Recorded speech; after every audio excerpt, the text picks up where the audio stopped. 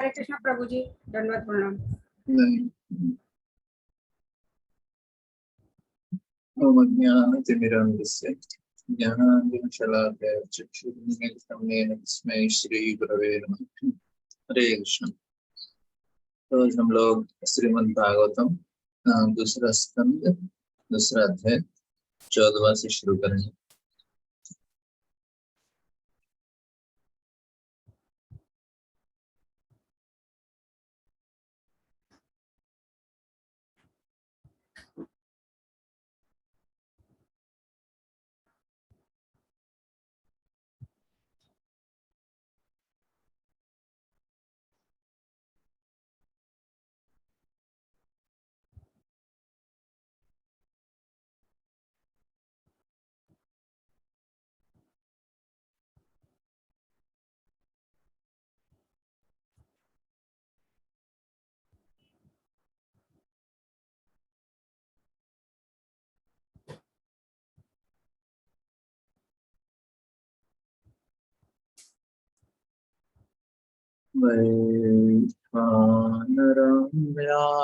विहाय च विहाय सागता वैश्वानरं याति विहाय स गतः।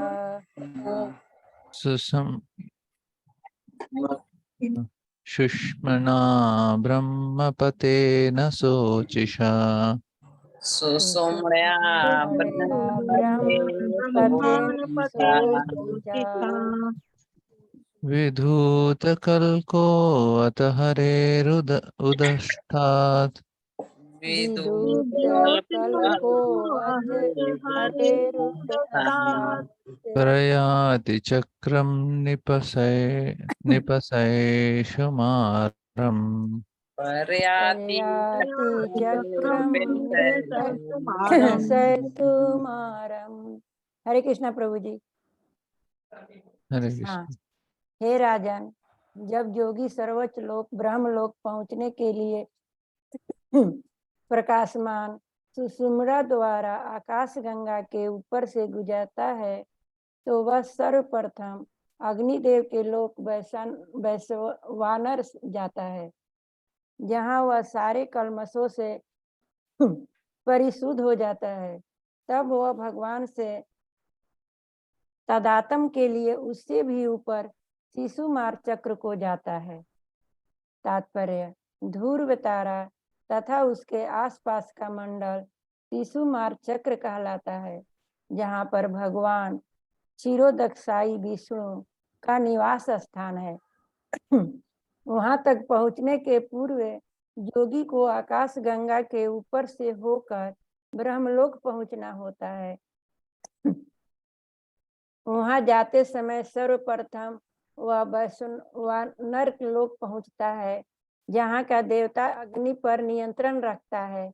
इस वैश्वानर में योगी भौतिक जगत के संसर्ग में रहने के कारण अर्जित समस्त पापों के मल से पूर्ण रूप से स्वच्छ हो जाता है। यहाँ पर आकाश गंगा को सर्वोच्च लोक ब्रह्मलोक को जाने वाले मार्ग के रूप में दिखाया गया है। हरे कृष्णा प्रभु।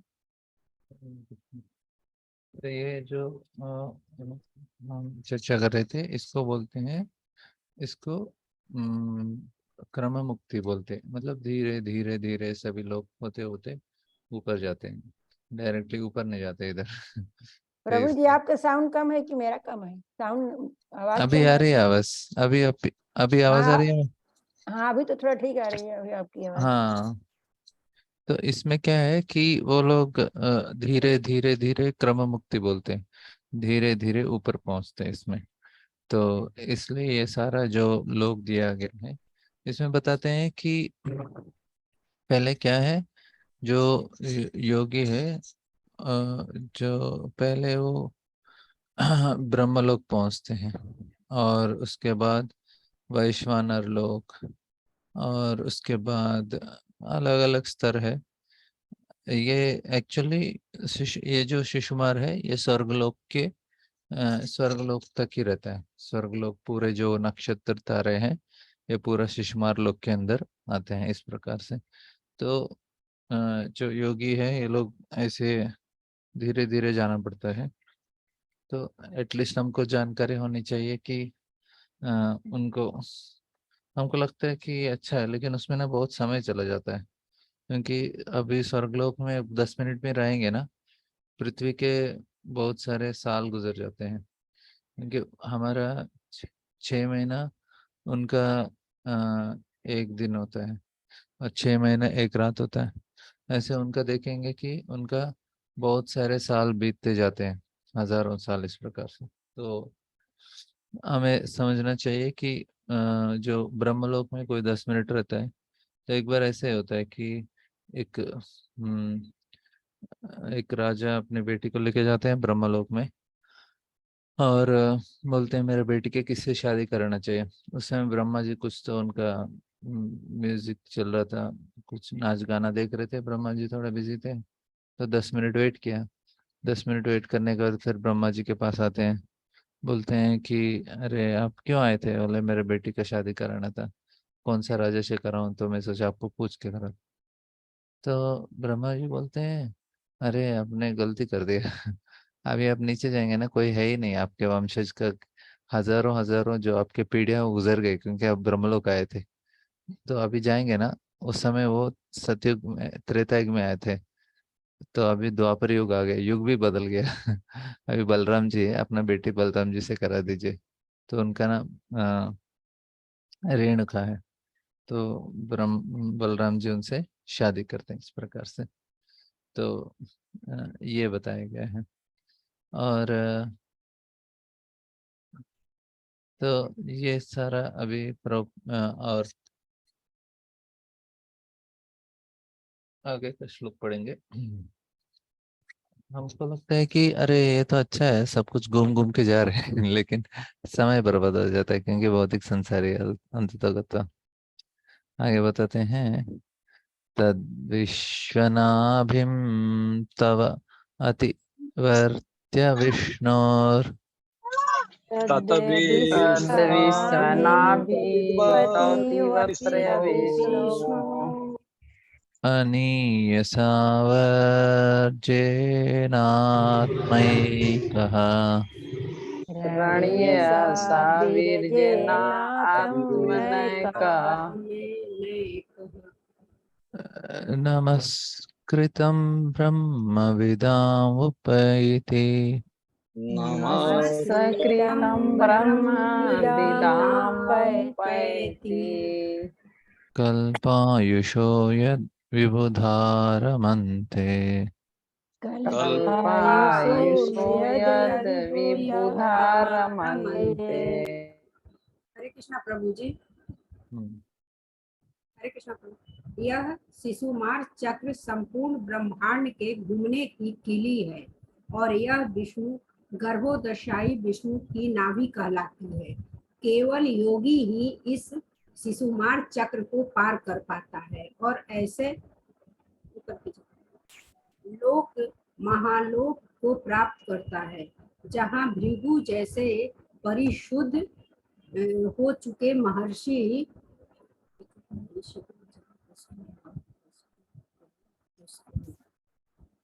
43 अरब सौ वायु की आयु भोगते हैं और यह लोक उन संतों द्वारा भी पूजित है जो आध्यात्म पद को प्राप्त होते हैं।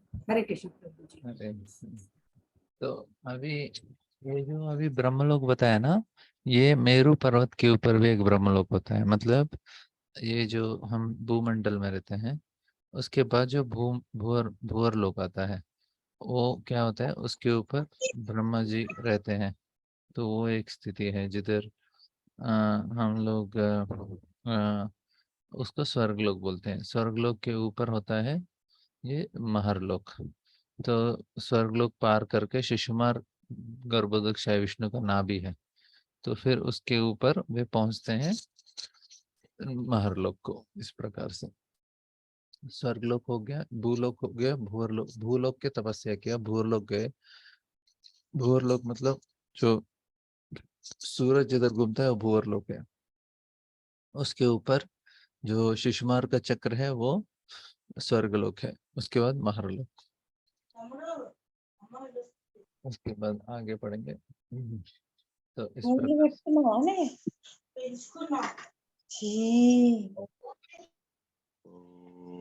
तो अनन्तस्य मुखानलेन अथो अनन्तस्य महानलेन लेना दण्डह्यमानं सनिरीक्ष्य विश्वम् दण्डमानं सनिरीक्ष्य विश्वम् निर्यातिसिद्धेश्वरजुष्टधिष्ण्यम् निर्याति सिद्धेश्वरयोष्टधिष्ण्यम् यद्वैपाराध्यं तदुपारमेष्ट्यम् यद्वैपाधर्य तदुपरामेष्ठ्यम्। हरे कृष्ण प्रभु जी। संपूर्ण ब्रह्मांड के अंतिम संहार के समय ब्रह्मा के जीवन के अंत में अंत के मुख से ब्रह्मांड के नीचे से अग्नि के ज्वाला फूट निकलती है। योगी ब्रह्मांड के समस्त लोकों को भस्म होकर क्षार होते हुए देखता है और वह शुद्ध आत्माओं द्वारा प्रयुक्त होने वाले आयुयानों के द्वारा सत्यलोक के लिए प्रस्थान करता है। सत्यलोक में जीवन की अवधि 2 परार्थ अर्थात कितना है, बस इतना है।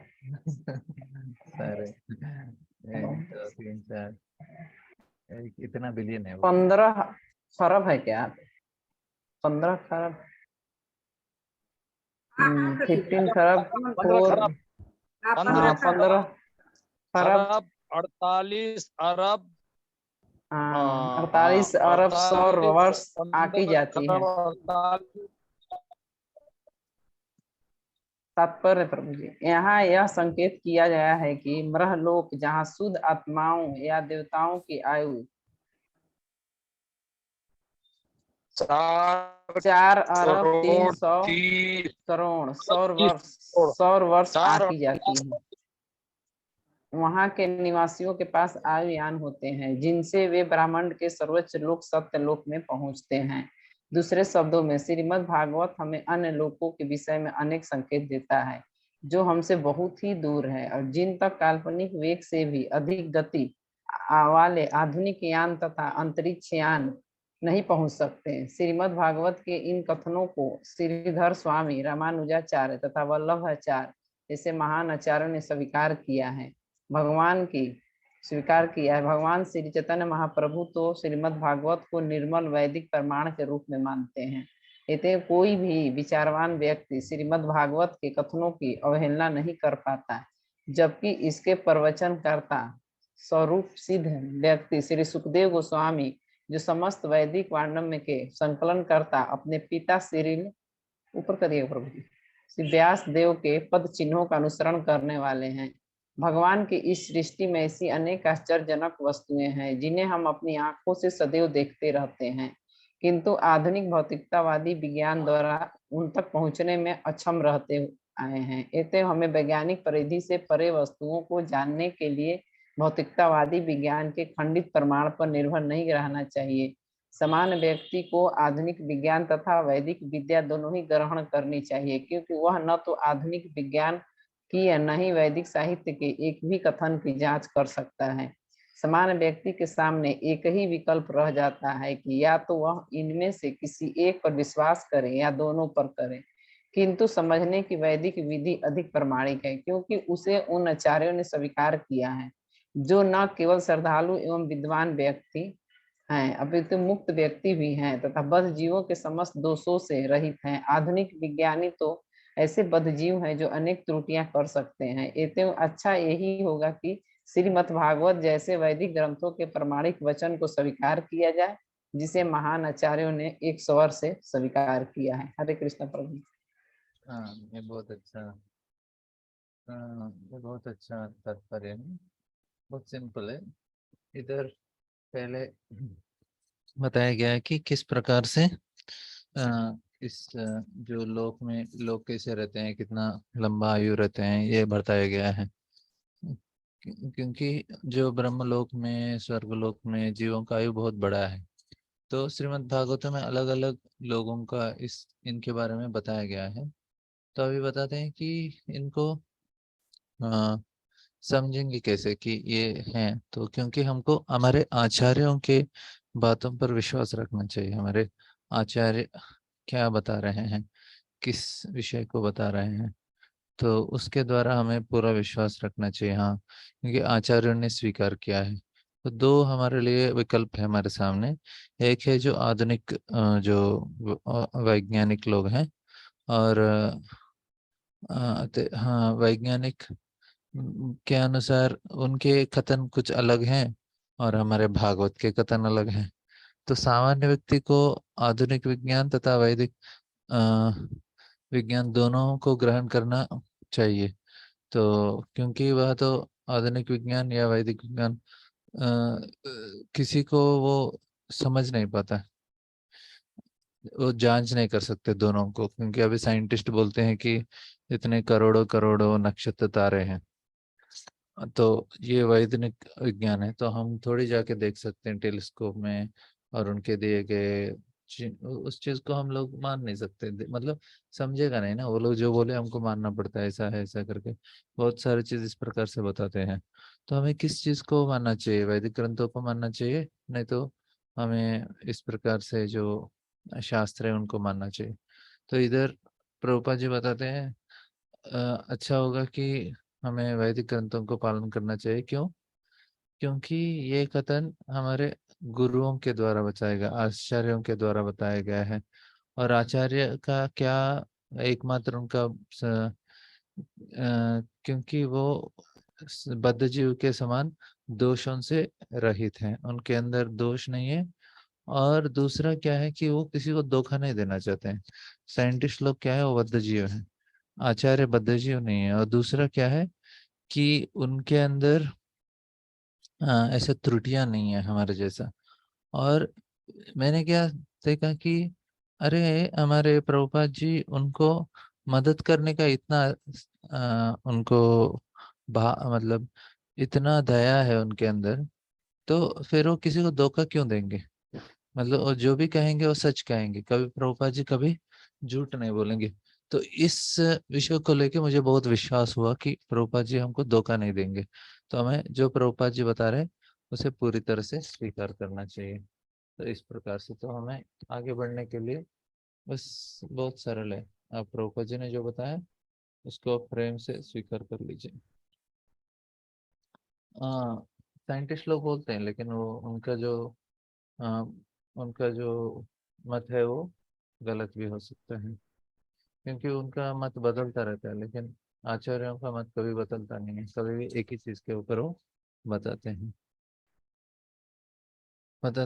न यत्र शोको न जरा न मृत्यु न यत्र यत्र शोको न शोको जरा न न जरा न मृत्यु मृत्यु न तृर्न चोद्वेगरिते कुतश्चित् न त्वेन न चोदेगरीते चोदेगरीते कुतश्चित् कुतश्रीचत चित्ततोद्धं कृप्रयाणिदं विदाम् चित्ततोदा कृपयानिदं कृपयानिदं विदाम् विदाम् दुरन्त्य दुःख प्रभवानुदर्शनात्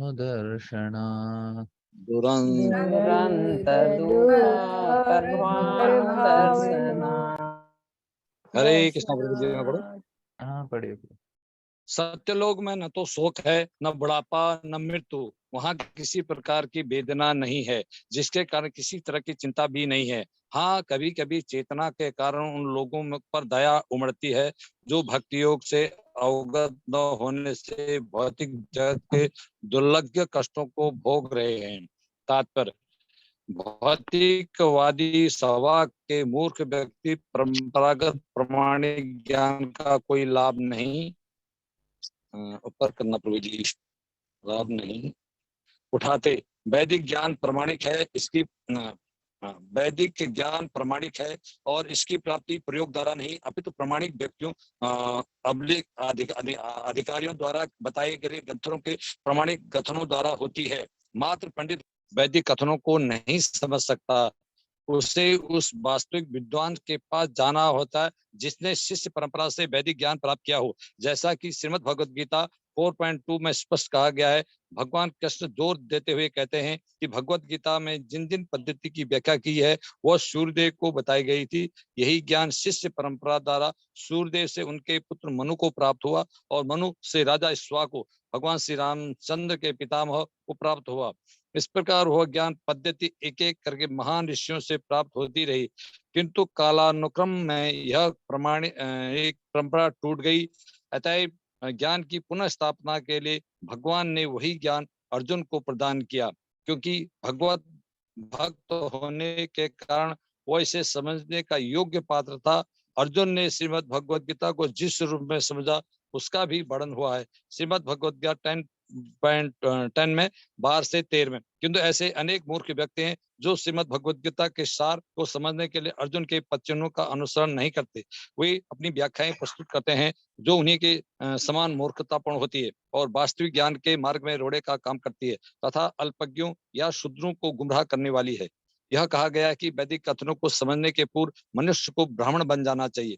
यह आपेक्ष उतना ही महत्वपूर्ण है जितना कि आपेक्ष की स्नातक हुए बिना कोई वकील नहीं बन सकता। ऐसा आपेक्ष किसी की भी प्रगति में बाधक नहीं होता, अपितु किसी विशेष विज्ञान को अच्छी तरह समझने के लिए अनिवार्य है। जो योग्य ब्राह्मण नहीं है वे वैदिक ज्ञान की मनमानी व्याख्या करते हैं। सुपात्र ब्राह्मण वह है जिसने प्रमाणिक गुरु के मार्गदर्शन में कठिन परीक्षण प्राप्त किया हो। वैदिक विद्या हमें परमेश्वर श्री कृष्ण के साथ अपने संबंध को समझने और भगवत धाम वापस जाने के इच्छित फल को प्राप्त करने के लिए तदनुकूल कर्म करने में मार्गदर्शन का कार्य करती है। लेकिन भौतिकवादी लोग इसे नहीं समझ पाते। वे ऐसे स्थान में सुखी रहने की योजना बनाते हैं जहाँ सुख है ही नहीं। वे मिथ्या सुख के लिए या तो वैदिक कर्मकांड द्वारा या अंतरिक्ष यान द्वारा प्रभु जी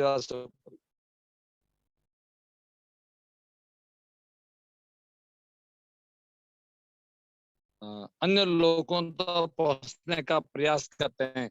लेकिन उन्हें यह भली बात समझ लेना चाहिए कि ऐसे स्थान में जहाँ दुख ही दुख है, सुखी होने के लिए भौतिक समंजन को कोई भी मात्रा पदभ्रष्ट व्यक्ति को लाभ नहीं पहुंचा सकती, क्योंकि अंततः इस ब्रह्मांड को कुछ काल के बाद अपने समस्त वस्तुओं से व्यस्त होना है। तब भौतिकवादी सुख की सारी योजनाएं जैसी की तैसी धरी रह जाएंगी। इसलिए बुद्धिमान मनुष्य भगवत धाम वापस जाने की योजना बनाता है। ऐसा व्यक्ति संसार के सभी तापों जन्म मृत्यु जरा व्याधि को पार कर जाता है। वो वास्तव में और इसलिए सुखी रहता है क्योंकि उसे संसार की एक भी चिंता नहीं रहती, अपितु वह दयालु होने के कारण उन भौतिकवादी लोगों के लिए दुखी रहता है जो कष्ट भोग रहे हैं। और इस प्रकार से वो कभी कभी ऐसे लोगों को भगवत धाम वापस जाने की आवश्यकता का उपदेश देने के लिए उनके समक्ष आता है। सारे प्रमाणित आचार भगवत धाम वापस जाने की सभ्यता का उपदेश देते हैं और लोगों को सचेत करते रहते हैं कि ऐसे स्थान में सुख की कोई योजना न बनाए जहाँ सुख पूरी कल्पना। हरे कृष्ण प्रभु। हरे तो इधर अच्छा एक विषय बताते हैं आपको। इधर पहले ब्रह्मलोक के बारे में बताते हैं। ब्रह्मलोक में ना तो किसी प्रकार का चिंता है, ना ही उसमें किसी प्रकार का जन्म मृत्यु जरा व्याधि कोई भी नहीं है। लेकिन एक चीज है, कभी कभी लोग जो भौतिक जीव है उनके प्रति उनको दया आ जाती है, जो इस भौतिक संसार में भोगने का प्रयास कर रहे हैं। शोक नहीं है, बुढ़ापा नहीं है, मृत्यु नहीं है उधर, और किसी प्रकार का वेदना भी नहीं है। ये ब्रह्मलोक है, किसी प्रकार का चिंता भी नहीं है। लेकिन जो हमारे भौतिक जीव है उनके ऊपर दया है। तो प्रभुपाद जी बताते हैं इधर तात्पर्य में कि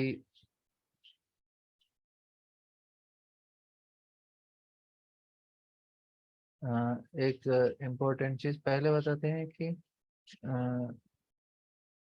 हमको जो वैदिक ग्रंथों में दिया गया जिस ज्ञान है उसका लाभ उठाना चाहिए, क्योंकि जो वैदिक ज्ञान है वो प्रामाणिक है और इसका प्राप्ति प्रयोग द्वारा नहीं अपितु प्रामाणिक व्यक्तियों द्वारा समझना चाहिए।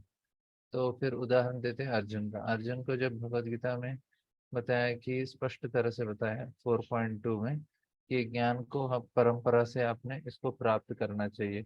कृष्ण ने सूर्य भगवान ने अपने इक्ष्वाकु से इस प्रकार से परंपरा आया। जब वो परंपरा टूट गया तो भगवान फिर से ये ज्ञान अर्जुन को दे रहे हैं। तो इधर अर्जुन ने भगवद गीता समझने के बाद उन्होंने बताया, हाँ भगवान आप परम ब्रह्म है, परम धाम है, पवित्रम परम भवाम पुरुषम शाश्वतम्यम आदेव इदम विभुम। इस प्रकार से अर्जुन इधर भगवान को स्वीकार कर लेते हैं। तो फिर प्रभुपाद जी बताते हैं तो हमें भगवत गीता समझना मतलब, लोग भगवत गीता समझने के बाद कृष्ण को मानते ही नहीं है कृष्ण को भगवान नहीं मानते। कुछ लोग बोलते हैं हाँ एक एक क्या बोलते हैं, एक अच्छे हमारे पूर्वज हैं, उन्होंने अच्छा ज्ञान दिया, इस प्रकार से मानते, उनको भगवान के रूप स्वीकार ही नहीं करते। तो ये उनकी मूर्खता है। तो फिर बताते हैं कि आगे, तो जब तक हम इस प्रकार का ज्ञान को स्वीकार नहीं करते तब तक ब्राह्मण नहीं बना चाहिए। तो ब्राह्मण मतलब ब्रह्म जानातीत ब्राह्मण, और सही तरह से योग्यता होनी चाहिए, तब जाके वो एक व्यक्ति ब्राह्मण बन सकता है। बिना योग्यता का ब्राह्मण नहीं बन सकता, प्रभा जी बताते हैं। और फिर बताते हैं कि तो जो योग्य ब्राह्मण नहीं है वो जो वैदिक ज्ञान की मान मानी व्याख्या करता है, तो मनमानी व्याख्या करने वाले ब्राह्मण नहीं है। और कौन ब्राह्मण है? जिसने प्रामाणिक गुरु के मार्गदर्शन में कठिन परिश्रम प्रशिक्षण प्राप्त किया है। तो जो अच्छा उन्होंने सही तरह से उन्होंने ट्रेनिंग लिया है वो ब्राह्मण होता है। और आगे बताते हैं कि तो वैदिक जो वैदिक ज्ञान है वो क्या कराता है हमको? श्री कृष्ण के बारे में, परमेश्वर श्री कृष्ण के साथ अपने संबंध को समझने में और भगवान धाम वापस जाने में मदद करता है। तो वो शास्त्र का लक्ष्य हमें समझना चाहिए। और ये जो दूसरे ग्रहों में जो आनंद है वो बहुत तात्कालिक है, वो सुख नहीं है। तो ये उसमें भोगने का प्रयास नहीं करना चाहिए, उससे छुटकारा प्राप्त करना चाहिए और भगवत धाम जाने का प्रयास करना चाहिए। क्योंकि हम लोग ये जो सही आचार्यों से सुनते हैं तो फिर इससे भ्रमित नहीं होते, नहीं तो बहुत आसान हो जाता है, लोग भ्रमित हो जाते हैं और अलग अलग जगह भटकने लगते हैं। तो आगे का श्लोक पढ़ेंगे। तो हरे कृष्ण श्री, प्रभु जी। हाँ मतलब जो वैदिक ज्ञान है वो शास्त्र तो है ना, हाँ है ना। शास्त्र को वैदिक ज्ञान बोलते हैं। हाँ शास्त्र को वेद ज्ञान बोलते हैं, लेकिन उसमें भी इन स्वर्ग लोकों के बारे में, इन लोकों के बारे में बहुत बहुत अच्छा अच्छा वर्णन दिया है। लेकिन कृष्ण बोलते हैं अरे इसको पालन मत करो, हालांकि वो वेद ही है। वेदों में ही शास्त्रों में ही दिया गया स्वर्ग में कैसे भोग सकते हैं, स्वर्ग को कैसे जा सकते हैं, कैसे आप अप्सराओं के साथ नाच सकते हैं ऐसे बहुत सारा दिया है इसमें। तो ओ, लेकिन कृष्ण बोलते हैं देखो ये वेदों में ना यामिमाम पुष्पिताम वाचम प्रभवन्ति अविवश्चितः वेदवाद रता पार्थ नाने तस्तीति वादिनः कामात्मना स्वर्ग परम जन्म लाभ फलप्रदम क्रिया विशेष बोलम भोगेश्वर गति। बोलते हैं देखो ये ना यामिमाम पुष्पिताम वाचम, ऐसे जो पुष्पिताम वाचम, ऐसे अच्छे अच्छे शब्द बताए गए हैं वेदों में आकर्षित करने के लिए। पुष्पिताम वाचम जो पुष्प जैसे सुंदर दिखने वाले शब्द हैं। और क्या करते हैं वो? प्रभुवंती अभिपश्चितः, जो बुद्धिहीन है वो लोग उससे आकर्षित हो जाते हैं। और वेदवाद रता पार्थ नान्य दस्थिति वादना, वो लोग क्या बोलते हैं? अरे इसके अलावा और कुछ नहीं है, देखो शास्त्र में बताया ना, आ जाओ स्वर्ग जाओ मजा करो, शास्त्र में तो दिया है ये सारा चीज, इसके अलावा और कुछ नहीं। वेदवाद रता नान्य दस्थिति वादिना, क्या वादन करते हैं? इसके अलावा और कुछ नहीं है, बस यही बस मजा करने का। और कामात्माना स्वर्ग परम, वो कहाँ जाना चाहते हैं? स्वर्ग परम, स्वर्ग जाना चाहते हैं। भोग ऐश्वर्य गति प्रदम, किसके लिए? भोग और ऐश्वर्य भोगना चाहते हैं। ऐश्वर्य मतलब वो शक्ति प्राप्त करना चाहते हैं। और क्रिया विशेष बहुला, और उसके वजह से क्या होता है, वो जन्म कर्म फल प्रदा, वो सिर्फ इस भौतिक संसार में जन्म, अलग अलग जन्म लेते हैं अपने कर्मों के अनुसार बस। लेकिन भगवान क्या बोलते हैं, अर्जुना त्रैगुण्य विषयाविद निस्त्रैगुण्यो भवार्जुना, ये सारा वेद है ना, ये तीनों गुणों के परे है, इसके अतीत बन जाओ, ये वेदों को ना छोड़ देना आप। अब उसके ऊपर का ज्ञान जो भगवत ज्ञान है उसको प्राप्त कर लेना। क्यों? क्योंकि ये जो वेदों के वजह से आप इधर ही अटक जाएंगे, आप बाहर नहीं निकल सकते। ये वेद जो है ना, ये भी एडवर्टाइजमेंट जैसा है। अभी हमारा गूगल है ना, सभी लोग इंटरनेट में यूट्यूब में देखते रहते हैं, अलग अलग एडवर्टाइजमेंट रहता है, साड़ी का एडवर्टाइजमेंट आता है, जो गहने का आता है, नहीं तो वॉशिंग मशीन का आ जाएगा, कुछ ना कुछ एडवर्टाइजमेंट आता है, और लोग उसी को अटक के बोलते हैं, अरे इतना अच्छा है, ये तो स्वर्ग जैसा कामात्मा नाम स्वर्ग पराम, बोले ये तो स्वर्ग जैसा है, इतना अच्छा, अलग अलग सुविधाएं है हमारे लिए, हम तो भोग करेंगे इधर ही, इसलिए वो अटक जाते हैं उधर। लेकिन इधर बताया कि नहीं नहीं नहीं पर ये क्या है, उस समय इंटरनेट और ऐसा यूट्यूब और ऐसा एडवर्टाइजमेंट नहीं था। उस समय वेदों में एडवर्टाइजमेंट था स्वर्ग जाओ, इधर जाओ, पितरलोक जाओ, ऐसा मजा करो, ऐसा मजा करो। तो अभी मजा करने के लिए कुछ और गूगल वेद आ गया। उस समय 4 वेद थे, अभी 5 वेद आ गया। 5 वेद क्या है? इंटरनेट 5 वेद है सब लोग इंटरनेट में जाते हैं, उसमें ढूंढते रहते हैं, आनंद को ढूंढते रहते हैं। तो इस प्रकार से, तो इधर बताया कि इस प्रकार से आप भ्रमित ना होना, ये है। तो हमें चाहिए कि हम इस भ्रम से बाहर निकल जाएं। तो ये कैसे होगा? ये हम लोग जब कामाना कामा तो हम लोग सुनना, सही जगह से सुनना चाहिए। हम वेदों से भी सुनेंगे तो भी भ्रमित हो जाएंगे, सही व्यक्ति से सुनना चाहिए। वेदों में कुछ पूरा प्रवृत्ति मार्ग होता है, एक निवृत्ति मार्ग होता है। एक मार्ग है इसमें भोगने का जो पद्धति दिया है, निवृत्ति मार्ग मतलब इससे छुटकारा कैसे प्राणे, भौतिक संसार से छुटकारा प्राप्त करने का। जो भागवत ग्रंथ है वो निवृत्ति मार्ग है, इस संसार से हम बंधनों से मुक्त करने के लिए, इस प्रकार से।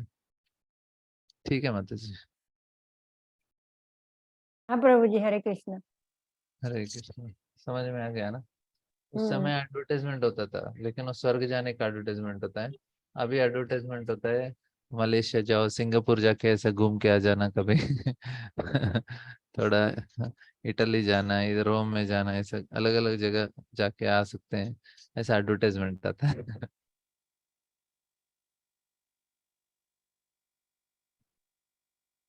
तो आगे का श्लोक पढ़ेंगे। ततो विशेषम प्रतिपद्य निर्भयस ततो ततो विषम विशेषं प्रतिपद्य प्रतिपद्य निर्भय तेनात्मनोपनल मृत्युरत्वरम् आत्मना अपन मृत्युरत्परम् ज्योतिर्मयो वायुमुपेत्य काले ज्योतिर्मयो ज्योतिर्मयो वायुमुपेत्य काले नित्य काले वायु आत्मानं खं बृहद आत्मलिंगम वायु आत्मनाहं बृहदात्मलिङ्गम् लिंगम। हरे कृष्णा प्रभु जी। हरे कृष्ण। बढ़िया। सत्य लोक पहुंचकर भक्त पढ़िए माता जी। सत्य लोक पहुंचकर भक्त अपने सूक्ष्म शरीर से अपने स्थूल शरीर जैसी सत्ता में निर्भय होकर समाविष्ट हो जाता है और क्रमशः वह भूमि से जल, अग्नि, तेज तथा वायु की अवस्थाएं पार करता हुआ अंत में स्वर्गीय आकाश में पहुंच पाता है। तात्पर्य: जो व्यक्ति आध्यात्मिक सिद्धि तथा अभ्यास से ब्रह्मलोक या सत्यलोक तक पहुंच जाता है, वह 3 विभिन्न प्रकार की सिद्धियों को प्राप्त करने का पात्र बन जाता है।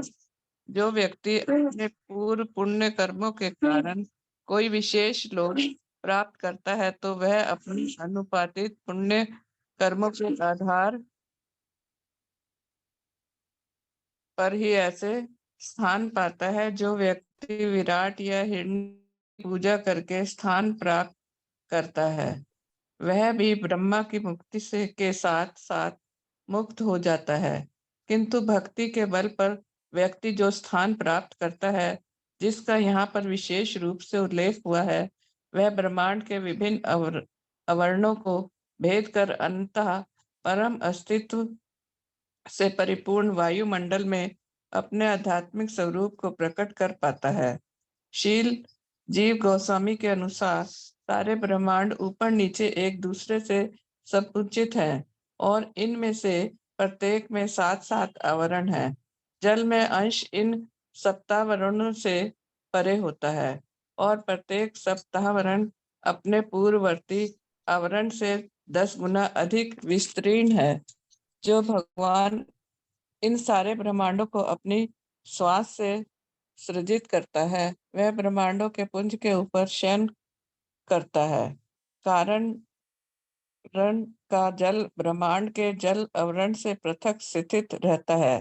ब्रह्मांड को अवतरित करने वाला जल भौतिक जल है, जबकि कारण वर्ण का जल आध्यात्मिक जल है। फलस्वरूप यहाँ जिस जल आवरण का उल्लेख हुआ है, वह समस्त जीवों के मिथ्या अहंकार का आवरण माना जाता है। यहाँ पर एक एक करके भौतिक आवरणों से कर्मिक मुक्ति का जो उल्लेख हुआ है, वह स्थूल शरीर की मिथ्या अहंकार और धारणाओं से क्रमशः मुक्त होने तथा उसके पश्चात सूक्ष्म शरीर में तब तक लीन रहने की प्रक्रिया है, जब तक भगवत धाम में शुद्ध आध्यात्मिक शरीर प्राप्त न हो ले। शील सिद्धर स्वामी पुष्टि करते हैं कि भगवान द्वारा संस्कारित किए जाने के बाद प्रकृति का एक अंश महत तत्व कहलाता है। इस महत तत्व का ही एक अंश मिथ्या अहंकार कहलाता है। अहंकार का एक शब्द शब्द ध्वनि है और शब्द ध्वनि का एक अंश वायुमंडल की वायु है। इस वायु का एक अंश स्वरूपों में बदल जाता है और इन स्वरूपों से विद्युत या ऊष्मा बनती है। ऊष्मा से पृथ्वी की गंध उत्पन्न होती है तथा इस गंध से स्थूल पृथ्वी उत्पन्न होती है। ये सब मिलकर दृश्य जगत बनाते हैं। दृश्य जगत का विस्तार 4 अरब मील दोनों ओर का व्यास है। तब ब्रह्मांड के आवरणों का शुभारंभ होता है। पहले आवरण का विस्तार 8 करोड़ मील है। इसके पश्चात ब्रह्मांड के आवरण क्रमशः अग्नि, तेज, वायु तथा आकाश के हैं और प्रत्येक अपने पूर्ववर्ती आवरण से 10 गुना विस्तार वाला होता है। हरे कृष्णा प्रभु जी। और है बंधु जी? ये आगे है, आगे है प्रभु जी, आगे है। ऊपर करिए। भगवान का निर्भीक भक्त उन्हें क्रमशः भेद कर परम वायुमंडल में प्रवेश करता है, जहाँ प्रत्येक वस्तु एक ही आध्यात्मिकता सत्ता है। तब भक्त किसी एक वैकुंठ लोक में प्रवेश करता है, जहाँ वह भगवान जैसा ही स्वरूप धारण करके उनकी दिव्य प्रेम भक्ति में लग जाता है। भक्ति में जीवन की यही सर्वोच्च सिद्धि है। पूर्ण योगी को इससे अधिक कुछ प्राप्त करने की इच्छा नहीं रहती। हरे कृष्णा प्रभु जी। तो इधर ना ये थोड़ा हमको समझ में नहीं आएगा इतना सारा, लेकिन जो शास्त्र में दिया है उसको यथारूप हमको स्वीकार करना चाहिए। हालांकि हमको लगता है अरे क्या बता रहे कितना बड़ा बड़ा जो आंकड़े हैं इतना बड़ा बड़ा है, फिर भी हमें विश्वास रखना चाहिए शास्त्र के ऊपर। शास्त्र क्या बता रहे हैं? तो इधर बता रहे हैं कि सत्य लोग जाने के बाद जो आवाज बहुत धीमे है प्रभु आवाज जी। बहुत धीरे आ रही है प्रभु। अभी आ रही है आवाज? हाँ अभी आने लगी।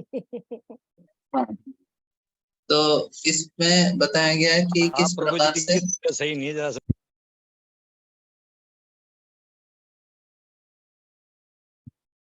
तो निर्भय होकर समाविष्ट हो जाता है।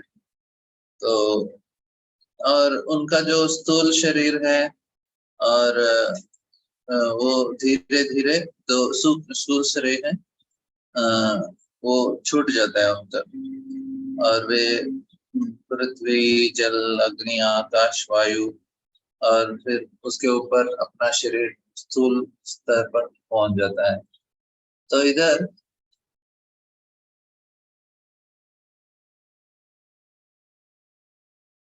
और बताते हैं कि जो व्यक्ति आध्यात्मिक सिद्धि का अभ्यास करके वो ब्रह्मलोक पहुंच जाते हैं, तो उनको 3 प्रकार के सिद्धियां मिलती हैं। 3 प्रकार के अलग अलग सिद्धियां मिलते हैं।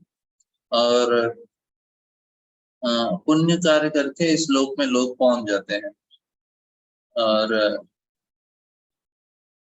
इधर लोग हिरण्यगर्भ का सेवा करते हैं। भगवान का जो रूप, विराट रूप है ये हिरण्यगर्भ, जो हमने पहले अध्याय में पढ़ा था ना, जो भगवान का विराट रूप का विस्तारण है, तो उस रूप को भी वैसे ही भगवान का एक विराट रूप सत्यलोक में, जो ब्रह्मा जी उनका पूजा करते हैं, तो इससे क्या बोलते हैं कि इसे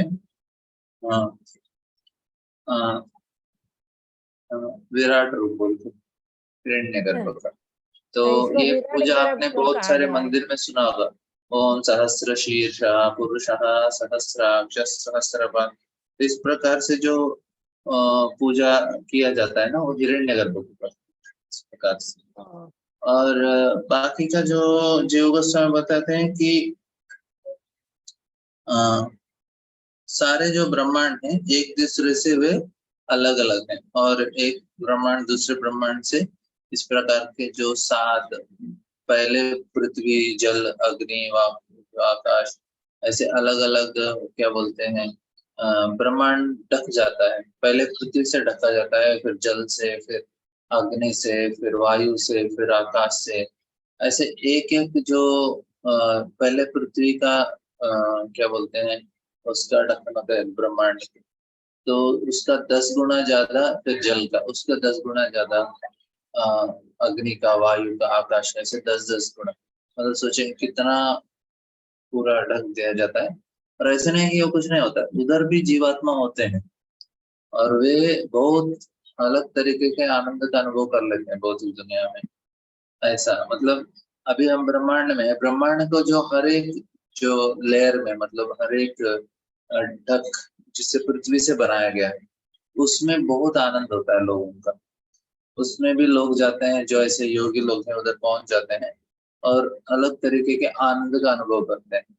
और उसके बाद जल के स्तर पे जाएंगे, उसमें भी बहुत अच्छी तरह से आनंद का अनुभव करते हैं। तो इस प्रकार से वे अलग अलग स्तर पर आनंद अनुभव करते हैं। और उसके बाद वे ब्रह्म में लीन हो जाते हैं। अब ब्रह्म में लीन होने के बाद वो तो बहुत आनंद है उसमें, लेकिन उससे भी हजारों हजारों करोड़ों गुना आनंद जो है वैकुंठ लोक में भगवान का सेवा में मिलता है। समझ सकते हैं कि भगवान का सेवा में कितना आनंद है। तो भौतिक संसार में ऐसी चीजों में इतना आनंद है, भौतिक पदार्थों में, तो उसके ऊपर का जो आनंद है उसको हम तुलना ही नहीं कर सकते हैं। इस प्रकार से तो वैकुंठ लोक में प्रवेश करना वो हमारा लक्ष्य होना चाहिए। किसी न किसी तरह से हम लोग भगवान को प्रसन्न करके हम भगवान को आश्वासन देना चाहिए कि भगवान मैं आपके धाम में आऊंगा, आपका सेवा करूंगा। लेकिन आश्वासन कैसे देंगे हम लोग? इधर उस तरह से हम सेवा करके भगवान को सिद्ध करना चाहिए, क्योंकि भगवान मुझे इस दुनिया में मुझे कुछ और नहीं चाहिए, सिर्फ आपका सेवा चाहिए। इस प्रकार से हम भगवान को सिद्ध कर सकते हैं और हम लोग आगे बढ़ सकते हैं। तो आगे का श्लोक में बताते हैं, घ्राणेन गन्धं रसनेन वैरसं घ्राणेन गन्धं गन्धं रसनेन रसनेन वैरसं रूपं च दृष्ट्या श्वसनं त्वचैव रूपं च दृष्ट्या स्वसनं तवचैव श्रोत्रेण चोत्पद्य नभो गुणत्वम् श्रोत्रेण चोपेत्या नभो नभो गुणत्वम् गुणत्वम् प्राणेन चापूर्तिमुपैति योगी प्राणेनापूर्तिमुपैति योगी। हरे कृष्णा प्रभु जी। हाँ बड़े। इस प्रकार भक्त विभिन्न इंद्रियों के सूक्ष्म विषयों को पार कर जाता है तथा सूंघने से सुगंधि को, चखने से स्वाद को, स्वरूप देखने से दृष्टि को, संपर्क द्वारा स्पर्श को, आकाशीय पहचान से कान के कंपनों को तथा भौतिक कार्यकलापों से इंद्रियों को। तात्पर्य, आकाश से परे सूक्ष्म आवरण है जो ब्रह्मांडों के प्राथमिक आवरणों के समान है। यह स्थूल आवरण सूक्ष्म कारणों के आंशिक अवयवों के विकास है। इस तरह योगी या भक्त स्थूल तत्वों के विलीन होने के साथ साथ सूंघने से सुगंध जैसे सूक्ष्म कारणों का परित्याग कर देता है। इस तरह शुद्ध आध्यात्मिक स्फुलिंग स्वरूप जीव सारे भौतिक कलमश से शुद्ध होकर भगवत धाम में प्रवेश करने के योग्य बन जाता है। हरे कृष्णा प्रभु जी। तो ये जो ये इधर जो बताया गया है, ये कर्म मुक्ति में योगियों के लिए बताया गया है। तो हमें इतना कष्ट करने का जरूरत नहीं है, लेकिन एटलीस्ट समझना चाहिए कि ये लोग कितना मुश्किल से इधर तक पहुंचते हैं और भगवान ने उनको कितना आसान बना दिया मार्ग। तो ये हमारे लिए बहुत ही एक तरह से क्या बोलते हैं, कृतज्ञता होनी चाहिए। चैतन्य महाप्रभु आए हमारे लिए और बहुत अच्छा सरल तरीका दिया हमको भगवत धाम जाने के लिए। तो इसी के ऊपर हम लोग विश्वास रखना चाहिए कि स्थानीय स्थित हम लोग जो ऐसा योगियों जैसा हम लोग को इतना कष्ट करके इतना दूर जाने का जरूरत नहीं है। हम जिधर हैं उधर ही रहेंगे और